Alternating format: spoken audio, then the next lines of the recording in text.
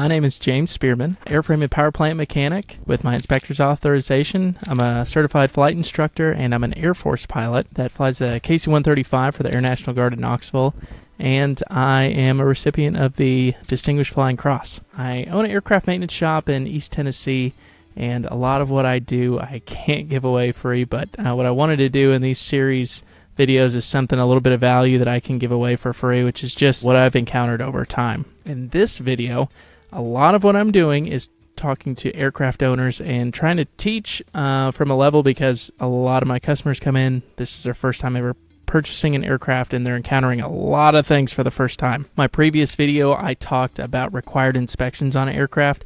In this video, I want to talk about some of the differences of aviation and other industries that you might be familiar with, like if you have a boat or a dirt bike or something like that, other toys, or the automotive field. So in this video, the first thing that people encounter once they purchase an aircraft is the cost difference. Typically, they compare it to a boat or something else that they've encountered, and biggest thing that I get is, James, why is it so dadgum expensive? Except they don't say dadgum.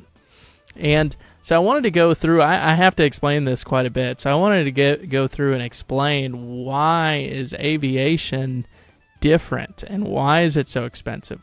Number one, it is governed by the FAA. So everything that we do is governed by FARs, CFRs, and advisory circulars. And same thing if you're a pilot. Where do all your rules come from? It's from those.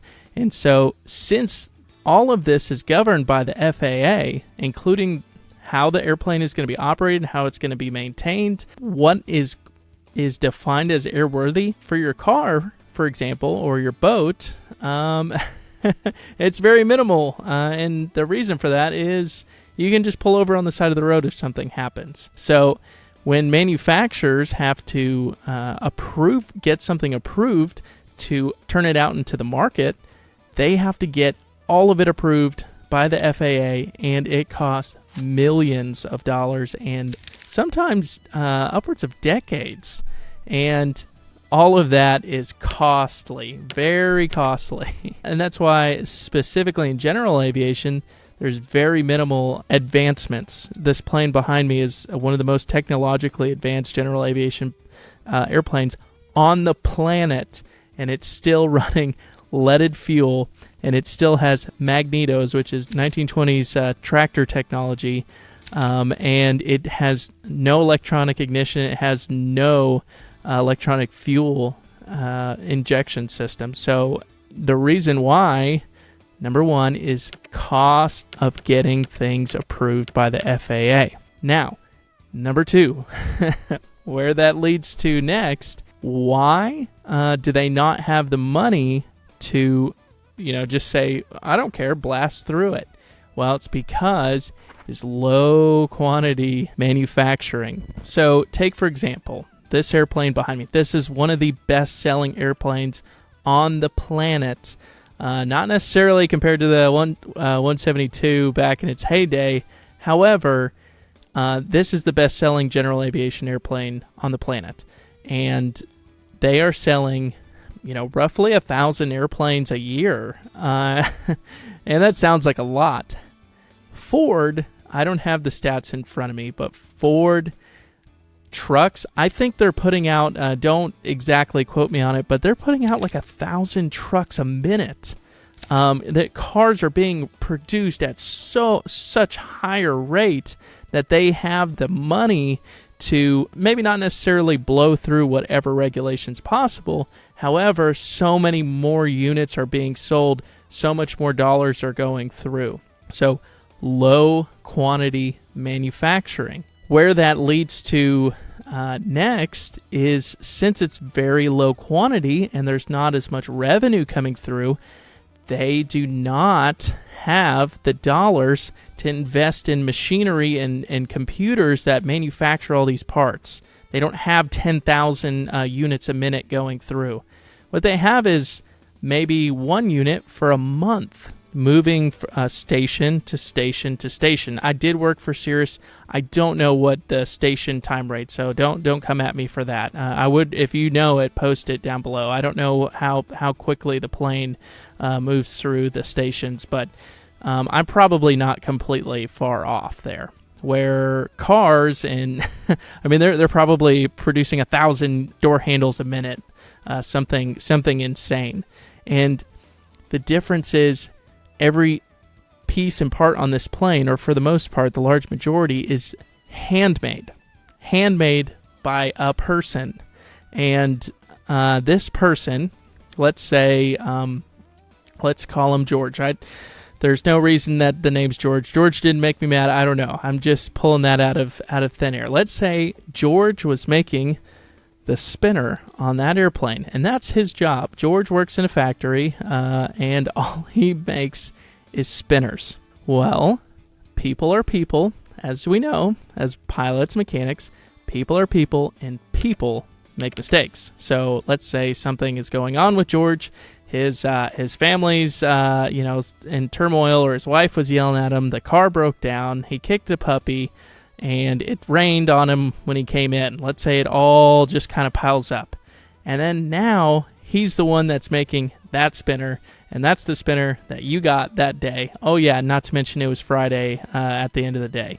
And so there's a lot of variations in the parts because they're handmade. A lot of customers are super frustrated when they get into aviation and realize, why did I just purchase a Magneto and it's bad out of stock? Why is this alternator bad out of stock? How is this possible? Because they're relating it to automotive, where they're producing thousands of units a minute. It's a machine that is pumping these out. Stuff like that happens all the time in automotive sector as well. It's not like it's only aviation. It just has a higher possibility since the units are actually handmade. I'll give you a personal story. I don't want to call out the manufacturer specifically, but let's just say there was a widget, and this widget, they had a, let's call it a little old man, and he was the only one that made that widget for decades. And at one point, his memory started to go, and nobody really noticed it, and he started messing it up over time. And there was like a whole batch, like maybe 1,000 of these things with little widgets that got messed up until, oh boy, there's a problem. And then they had to go back and fix all these parts. That was a real life story in aviation. I didn't give the exact details, but they're pretty darn close. Okay. We've talked about low quantity manufacturing. It's being handmade. It's governed by the FAA, and that's why parts and pieces cost so much. Why is labor so expensive? Now, I will say, a lot of people don't understand that shop rates in aviation are actually really low, comparatively speaking. When I actually purchased a shop and started running my own shop, let's call it 5 years ago, there were still people out in Texas that were charging $85 an hour for their shop rate, which is insane. Small engine repair shop down the road from me, I would pass him every day. His shop rate was higher than mine working on airplanes for 4 straight years that I was in it. His shop rate was $190 an hour, and mine at the time, I went high, right? There was no way we could do this. We were at $120 an hour, which is, to some people, still absurd number. The small engine repair is $190 an hour that I pass by every day for work. The boat shop where I take my boat to be fixed, they're at $205. And if you go to Toyota of wherever, they're probably in the $185 to $225 range. If you own an exotic sports car, they're definitely in the $200 an hour range per hour. So perspective. I want to start with perspective. Again, if you're comparing this to a boat shop or anything like that, this plane behind me is worth upwards of $500,000 or more, right? I may have a brand new Cirrus in the shop. Let's see. That red one behind there, that's about a $1.1 million airplane. And they're in here. What boat? Now, there are boats out there that are up that much.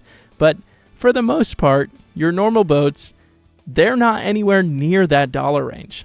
And so the insurance that I have to keep in this building is insane because let's count them. There's 1 right there, 2 back there. If I point you this way, you get the gist. There's 4 or 5 in my hangar at any given time. And if something happens, I have like $5 million worth of stuff in here that the insurance company is going to have to fork out. So the insurance is very important. Not to mention, okay, so just the stuff, that's not even me turning a wrench on it or anything. Just the stuff in the hangar is really expensive to insure. Now, I have technicians that are working on these aircraft, and if they make a mistake and something gets messed up and an airplane crashes and we get sued, this is huge, right? So I'm just trying to give you perspective about why aviation is so expensive. I'm not even going to throw the number that I pay a month out because I don't even want to go there. But I need to give you that perspective. You can guess. And when people go to shops and they start shopping around, right, shop rates, and they're looking for the lowest shop rate. If I were wanting to lower my shop rate, I could certainly lower my insurance, and I would be able to be the lowest guy in town, right? And then you bring your $600,000 airplane to me and something happens while it's in my control. How much money did you really save, right? Perspective. There is a reason why legitimate shops are expensive. Insurance is a number one big reason of it. The next thing is the talent. So a lot of shops, again, the next thing that I would say insurance and labor are my 2 biggest costs, but that's almost in any business. But in my instance, every person here needs to be licensed. Or do they? Technically, they need to be supervised if they're not licensed. So, walk into a lot of shops and they only have apprentices working.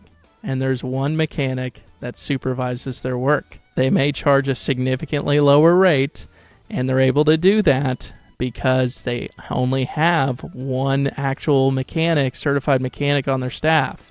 So, for instance, in my shop, we have over 100 years of experience. We have 3 IAs on staff, and we've got 6 AMPs, and that number fluctuates a little bit over time, but that's kind of my sweet spot where I like to keep it because I want to have the highest talent in our region. The next thing is tooling. Again, I mentioned it, $500,000, $1 million behind me. Every airplane needs to be jacked up in the air, and the pants need to come off, the wheels need to come off, the brakes need to be inspected every annual. If I jack your airplane up with a set of hand-me-down jacks that are not rated for the weight and they're unstable, you see where I'm getting with this? And I save money on my equipment, very short-sighted. I'm trying to get you to think about these costs that are kind of hidden. And I'm not telling you to just come to me, but if you go to a shop anywhere, you want to make sure they've got the proper insurance. Make sure their staff is properly rated.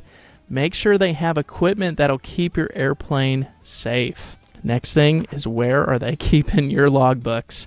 Because logbooks can be worth up to 10% of the value of the airplane. Personal story. One of my best friends in the industry, one of my first customers and my best friend, my shop, lost his logbooks. Oh my gosh. It was terrible. We had to recreate them from scratch. Luckily, there was a digital copy left behind. And if he wasn't my best friend, he would have probably lost a friend, and I definitely would have gotten sued. Now, I did literally everything I could to rectify that situation with him, and I personally made him an entire new set of logbooks. Cost me like, I don't know, 100 hours of my own time to fix that situation. Upwards of 10% of the value of the plane. What we did to fix that is we created a set of procedures, and I bought a $6,000 safe that is waterproof and fireproof, and my whole team, and we were pretty good about it before, but we got really, really serious about it, and fortunate in a way that we learned a lesson like that. The procedures are, customer walks in with a set of logbooks, I now have control of your logbooks, and then I walk over and we sign them in, to our safe, and they are placed in inventory, lock and key, locked. And if they come out of there, they have to be signed out by the technician, date and time stamp. The owner can't just come by and be like, hey, I'm ready for those. If he does, this is a firm handshake. We are handing you off your logbooks. These are now yours. This is kind of a hidden cost. Where are you putting this very valuable piece of equipment? Where are you entrusting people to work on this? And you're going to be putting your family's lives in it, and it's like the cost of a house or more. So in this video, I talked about parts and in general why the products are the way they are. And I wanted to give you also some ideas on the labor. Why is the labor at the price that it is? I will say perspective-wise, you can definitely spend this amount on whatever. So it's not exactly like it's just exclusive to the airplanes, but just to give you a picture behind the curtains, if you will, on some of the costs that go into it. Also, some of the things that you want to be looking for as you purchase an airplane. I do think if you walk into a shop, these are all great questions to ask your mechanic. And a mechanic becomes really like your barber. And this is a relationship that you should have for, as long as you're going to be in the industry. You're working with this person, you're trusting this person with your life, not only your life, but your family's lives. Just a little behind the scenes, and I wanted to give you the insight. Ask your mechanic these questions. When you're going to purchase an airplane or purchase parts, these are the reasons where the costs come from. I hope you got some value out of this video. Again, my name is James Spearman. I only do airplanes all day, every day. And I want to bring some value to the community. I want to be a help to you. If there's anything I can do, please give me a call. And I'm probably sure I've seen it at an air show or encountered it with a customer or something. But please like and subscribe from this video, and happy flying.